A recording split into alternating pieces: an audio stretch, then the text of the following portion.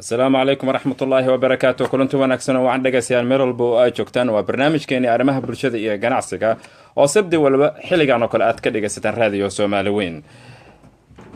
Waqtiyadii u dambeeyay waxaa ku soo ziyaadaya dalkan Sweden qaxooti xad dhaaf ah taas oo kaliftay in baarlamaanka dalkani uu ansixiyo xeerar adkeynaya soo galootiga. Dhanka kale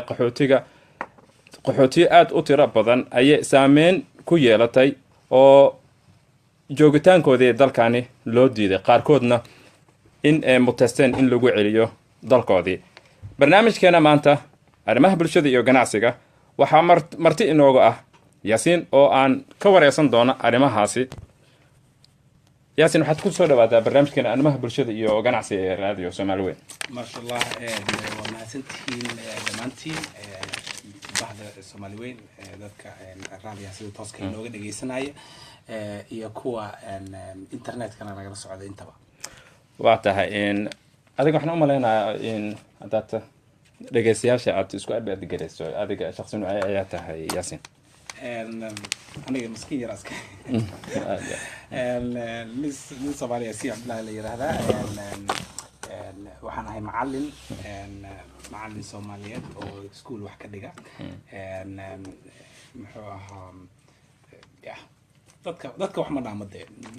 dadkaas ma ku jira siyaasina waan ahay oo dhankee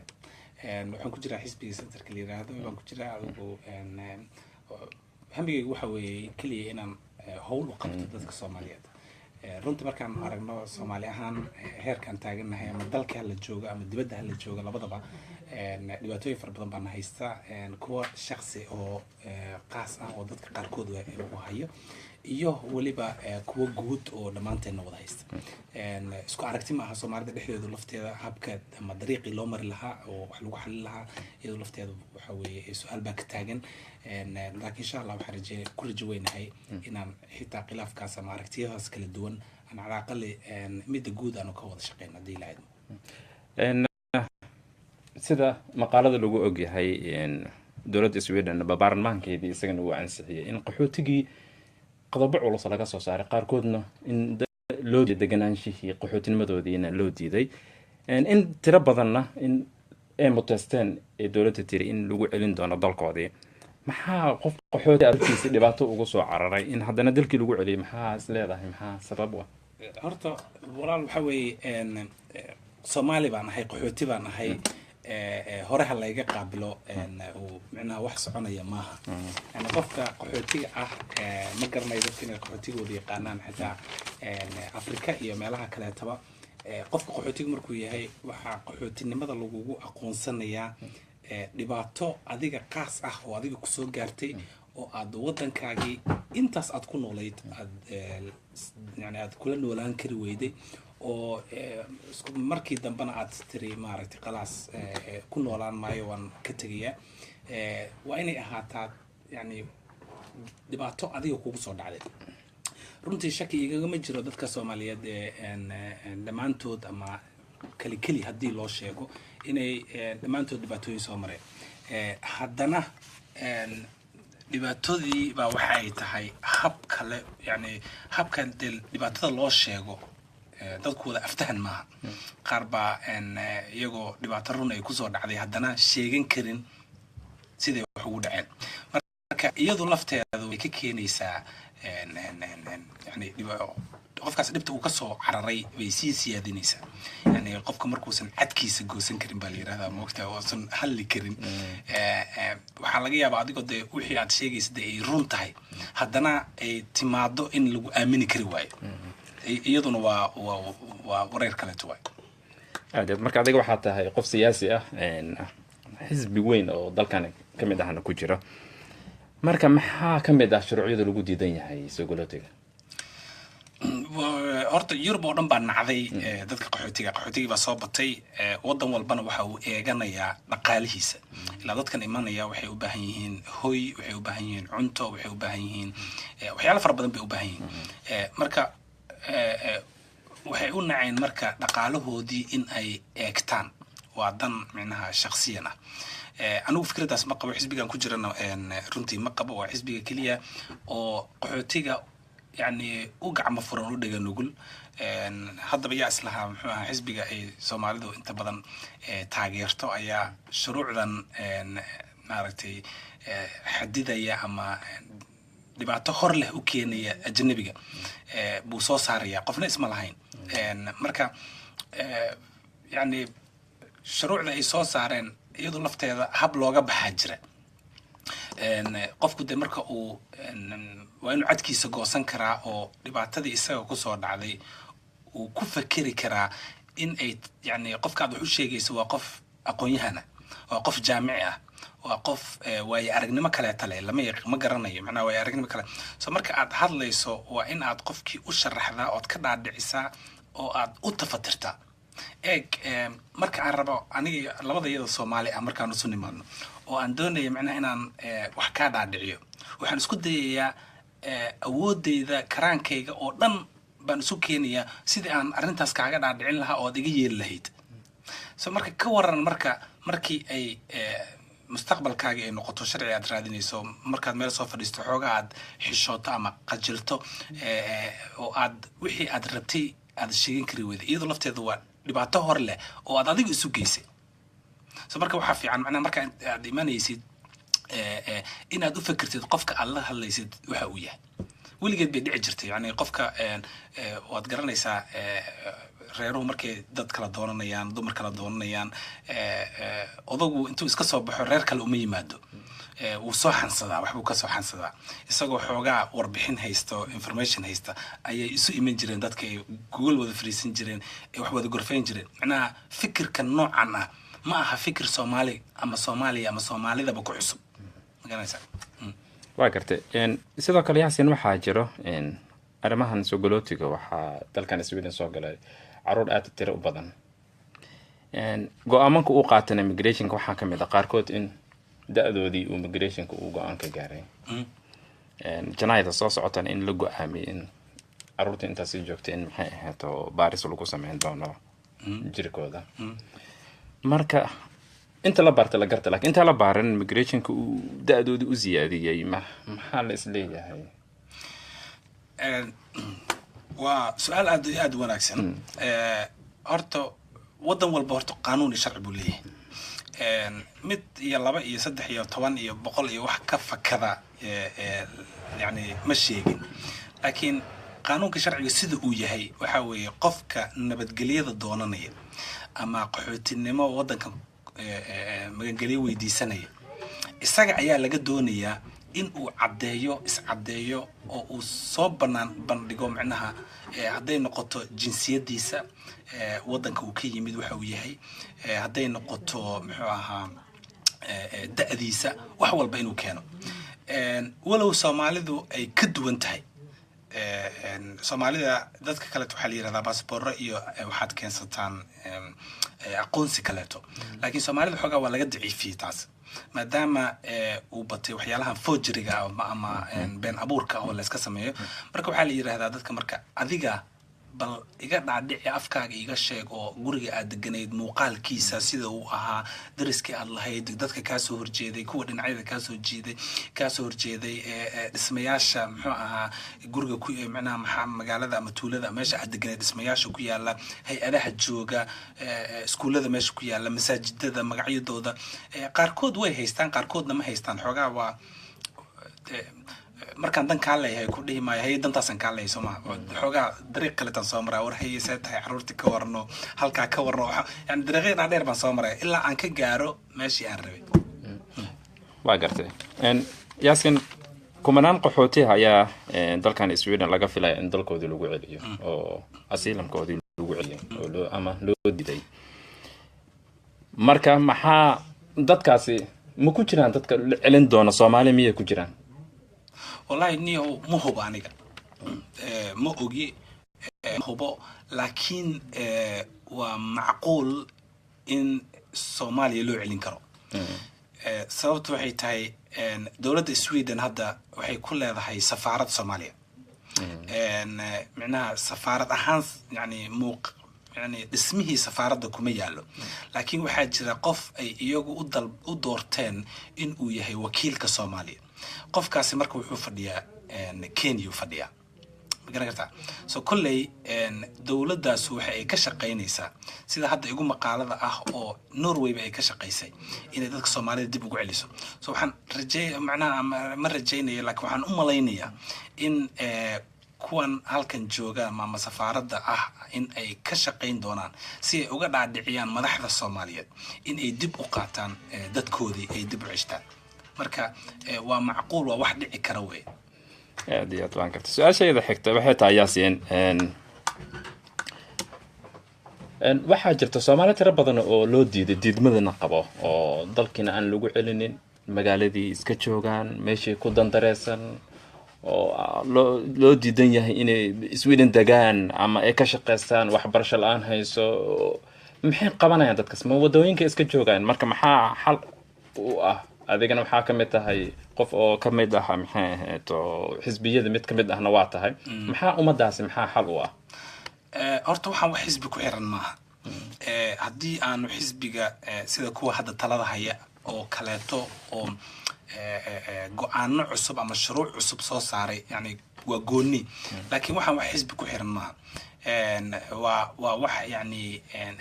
migration ama xafiiska ama laanta socdaalka ee wasaaradda arrimaha dibadda macnaha qaybteeda sida aan anagu garanayno ay go'aamiso wey waxaa loo soo qoraa yani waxaa loo soo qoraa habkii marka sharcigu ahaa markaas iyaguna way dhaqan geliyaan dadka loo diiday isku si looguma diidin sababo baa loogu diiday sababahaas anagu ma garan karno qof walba dee waa yani dhibaatadii uu u sheegay migrationka dhibaatadii uu u sheegay uu ka cabanayay bay ku xiran tahay jawaabta la siinayo marka jawaab isku mid ah oo la siinayo hadda ma ilaa iyo hadda ma aan arag way jirtay xilli jawaab isku mid ah la siin jiray waa xilliga dadku ay doonayeen in eheladooda loo keeno caruur wadanka soo gashay oo rabta waalidkood inay wadanka keenaan oo diidmo la siiyay baa jirta waagii aan abaabulka weyn u galay dadkaas intoo kale waxaa la siin jiray diidmo moodo in la soo koobiyay meesha lagu dhajiyo loo soo diray warqadii laakiin hadda midaas saas maaha haddaan kusoo noqdo macnaha hadday waxaad weydiisay dadka da'dooda iyo wataan ku lahaa qofku inuu asaga mas'uuliyad saaran tahay inuu is xaqiijiyo dadkan da'da yar ku jooga ama da'da yar ahba yani anagu ma sheegi karno waalidkood kama dhalin iyaga laga doonaya macnaha in ay xaqiijiyaan in ay soo saaraan ama ay banaanka soo dhigaan in qofkan uu da'da yar ku jiro de waa waxa uu sharcigu leeyahay maaha waxaan anigu leeyahay sida sharcigu leeyahay macnaha mas'uuliyaddu waxay saaran tahay qofka inuu iscadeeyo runtii anagu si qalad baan u fahnay ma marka qaarkood waxaad arkaysaa marka qof la kulanto ay ku leeyihiin oo isaga soo cadeeyay de haddaan da'da aniga jirin macnaha cadeyntu ma aha wax laga doonayo hay-adda aad u timid يعني مركه هراء بيكون قرنتها معناه إن تقيب قاعدتي هؤلاء يصير معناها يعني يعني سيد عاد محلي هذا وصو صار لهايد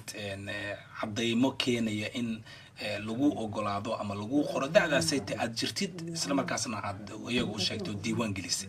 وأيضا ومهم تذكر مركه اللودي دي أما تذكر لودي تونه إلهي هرت ما تتهوصي ودبعتها كقاضو أنا وضن كدقنا شرعي الإسكاهي سنة معناها وين لا سهل انتهى إن وحي إسكندران لكن أقول مر والبا مدري مكرتد درينك قفك وحكم قيين مقرنيسا قفك درينك وحكم قيين قفك سيتوا أنا وضن قطع بني آدم كوا اسكي لو شبه ذي هاي أنا جو حلي بنكجرني حلي هذا يكجرا ma sheegayo dee dad iyagu dadkooday keeneen ama xaasas ama caruur la keensaday dadkaas ma sheegayo iyagu barbalenkan sooma maray laakiin anigoo kaleeto muddo fara badan baan sugaya runtii sharciga marka haddaan dib u xasuusto maskaxdayda aan dib u baaro dee waan u danqanayaa si siyaadaa waan ugu danqanayaa oo la mid ah sida uu eheladooda ugu danqan lahayd laakiin mid baa jirta marna laga bixi karin kolley dad muslimana islaama islaamkuna micnaha mabda'iyan waxyaalo lagu kala duwanaado laakiin waxaa igu maqaalo ah toddobaadkii hore wiil ka mid ah dhalinyarada intaas u gudi doonaa inuu ahaa okay yaasin laakiin midaan hadda adiga soo magacaawdo kale cawaaqib xun soo kama dhalanaysa in shuruucdii qaxootiga lagu adkeeyo dadkan inay degaan tusaale kale hadda burhaan cabdiqaadir boosh oo kale shalay waxaa magaaladan Youtube lagu aasay marka meel u dhow meel bi mareen uu ku geeriyooday in adamuhuba in isaga isku riday ama in maxay ahayd oo lagu riday marka ma isleedahay cawaaqib xuma keenaysa tan oo burhaan oo kale caruur ka tagay xaaskiisii sharci ma lahayn dalkii waa dalkaagan kugu celinayna ayaa la yiri marka ma isleedahay marka shuruucdan la adkeeyay waxay keenaysaa cawaaqib dib uu iman karaa horta wax talaabo kasta oo la qaado adduunka sideedaba waxay doontaa ha noqoto waxay leedahay faa'iido iyo khasaaro labadaba ma garanaysaa waxaa jira dad hadeertaan waddanka soo galay oo inankaas ka dambeeyey xitaa oo isaga iyaguna sharciga la siiyey garanaysaa kuwa isaga ka horreeyay oo wax loo diiday macnaa labada dhinacba way noqon kartaa qiil u yeeli maayo kuwa wax diiday qiil u yeeli maayo xitaa kuwa wax la siiyey si fiican ii faham waxaan tacsi tiiraanyo leh aan u dirayaa ehelkii qaraabadii uu ka geeriyooday burhaan cabdulqaadir boosh ilaahay isaguna jannadii ha ka waraabiyo waxaa kaleeto muxuu ahaa tacsi u dirayaa ehelada qaraabada halkan xataa uu ka tegay iyo kuwii waddanka joogay waxaan rajaynayaa dhalinyarada dadka maqlaya meesha ku jira oo online-ka ah xagga iyo xaggaaba ama maqli doonaba inay iyaguna u duceeyaan sida aan ogahay wiilka aqoon horta uma lihiye laakiin sida aan maqlay waa wiil aad iyo aad maasha allah baraab ahaa runtii masaajidkana ku xirnaa marka ilaahay maaragtay jannada ha ka waraabiyo qabriga allah u qaboojiyo intuu ka tegayna samar iyo iman allah ka siiyo midan maxaa jirta marka midda laysla hayo wiilka inuu isdilay iyo inuu iskiisu dhintay dadka qaarkood waxay leeyihin wiilku isdilay ama isdilay ama yuus isdilin ama kuwa murugoonaya iyo kuwa aanan murugoonayn intaba waxaan rabaa inaan fariin u diro fariintaan u dira waxaa weeye walaalayaal ha isdhihina ninkan yani waa nin tegey igama aha runtii si fiican ay dhageysta igama aha macnaha ninkan nin tegey wey laakiin waxaan rabaa inaan sheegaa waxay tahay war Sweden ka hor baad noolayd ma garan kartaa inta Sweden kulama soo ekeysiinin Sweden ka hor baad noolayd marka sharciga ma ha ku siiso ama yaanay ku siinin yani Sweden noloshaadu gacmaha ilaahay uma gelinin ilaahay noloshaada maalintii lagu abuuray baa lagu ballan qaaday noloshaada meeshay doontaba ha noqoto so marka inaad ku sabarto culayska dhibaatada markaa ku soo gaaraysa inaad ku sabarto aad u dulqaadato isla markaasaytina wixii aad qaban kartana aad qabato maaha macnaha ilaahay baan talada saartay gacmahan laabanaya maaha inaad dadaasho wax walba oo karaankaaga aad qaban kartana inaad qabato isla markaasna ilaahay talada aad saarato oo aad ku sabarto dhibaatada kugu soo siyaaday oo aad ku sabarto xataa haday wanaag kugu soo siyaadeen wanaag kugu soo siyaada laftiisa aad ku faraxdo kuna sabarto ma garanaysaa marka inankaas Allah naxariisto waa wiil Soomaaliyeed hawl weyn u qaban lahaa dadka iyaga iyo xitaa dadka iyo dalka wadanka jira u qaban lahaa maanta uu naga hooseeyaa wuu geeriyooday ilaahay naxariistii jannaha ka waraabiyo idinkuna u soo duceeyay kuwa kaleeto oo murugada haysana murugada iska qaada ilaahay wuxuu idinku qoray gafi maysid qof ka hor qaadi karta haba yaraatee ma jirto waxa ilaahay ku qoray waad helaysaa waad heli doontaa cadow kasto gacanta ku hayana asoo kula soo ordayo ku imanaya ku keenaya marka taa maskaxda gasho aad gunti gabadii Yaasin waxa qof siyaasi ah oo Soomaalidana wakiilka waxa macquul ah Soomaali badan sharci suugayaa leeyihiin wali sharcigoodii aysan helin iyo sidoo kalena jiraan qaarkood inuu diidmo ku dhacay marka gunti iyo gabagabada adiga taladaadu maxay tahay aad Soomaalidaas siinaysid talada aan siinayno midda iska caamka ah xoogaa yar horaan ka soo taataabana midda qaaska ah oo tala shakhsiyan hadaad rabto fadlan nala soo xiriir wixii aan kugu dhaano aqoon ah oo aan kugu dhaano kali baan idin siinaynaa maaha wax macnaha life laga dirayo meelahan ama meelaha lagu sheegayo qofkii doonaya macnaha inuu talana weydiiyo diyaar baan u nahay waliba waxaan muxuu ahaa xiriir la leenahay anigu aan shakhsi ahaan xiriir leeyahay qareemo fara badan abukaatiyaal baan xiriir la leeyahay oo kusiin kara fikrad kaleeto macnaha second opinion fikrad kaleeto kusiin karaan oo aan abukaatiyaashaadii hore ama qareenadaadii hore aan ku siinay taasna waan dhihi lahaa midda caamka ah waxa weeye ogow yani qofka aad qancinaysid oo aad rabtid inaad qancisid waa qofka ku hortaagan oo aad markaas danahaagii arrimahaaga u sheegayso qofka ku hortaagan hadaad qanciso oo hadalka aad ka dharjiso oo u tafatirto oo u sheegto yani uu qofkaas maqsuud ka noqdo inta badan laba go'aanka u gaaraan soo qofkaas isagoo maskaxdiisa buuxda markuu saaxiibkii u noqdo uu yiraahdo arrintan baa jirta sida oo hadal wanaagsan uu ka sheego way adag tahay kan kale to la shaqeynayo inuu dhaho maya soo marka waxaa isku daydaan in aad qofka ku hortaagan oo aad la sheekaysanayso oo aad arrimahaaga dhibaatadaada aad u sheeganayso qofkaas inaad qanciso oo hadalkan aad ka dharjiso maaha su'aal marka lagu weydiiyo inaad exactly sida ay tahay jawaab kooban aad siiso yani qofka meel uu aado ma laha kuma yaqaano hadda isugu keen horeysa hore kuma uusan ogeyn magacaaga xataa ma uusan ogeyn Soomaaliya xataa inuu waxba ka yaqaano loo malayn maayo ma garanaysaa xataa albaabadii dariiqadii albaabadii keentay daarihii iyo masaajidadii wixii dhan ma yaqaan warqad baa loo keenay kuwan ay soo qorqoreen oo leeyahay halka waxba laga yaabaa inay ku yaalaan weydii qofkan su'aalihii ku weydiinay hadaadan marka su'aalihii aad ka jawaabin oo aadan abaarin su'aasha meesha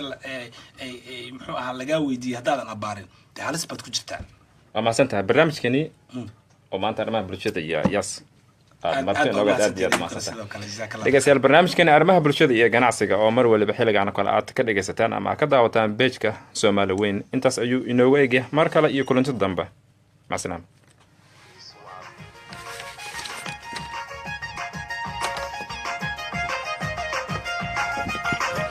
Oh,